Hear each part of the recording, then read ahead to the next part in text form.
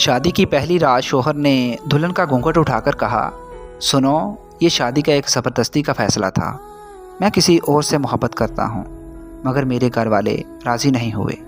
मेरे अब्बा को दिल की तकलीफ़ थी, इसलिए उनके आगे लड़ ना सका।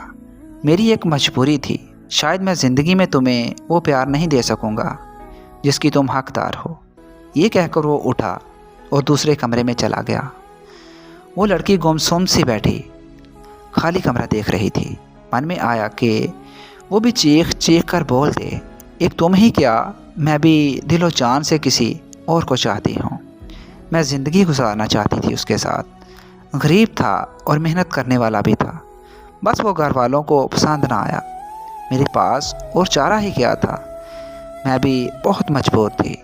मैं भी हार गई और मेरी तुमसे शादी हो गई।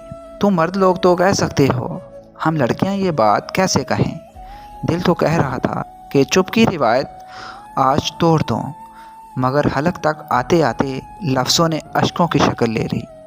मेरी हर वालिदैन से गुजारिश है कि जहां औलाद की मर्ज़ी हो वहां शादी कर देनी चाहिए। बाद में पछताने से बेहतर है कि इंसान औलाद की खुशी को देख ले।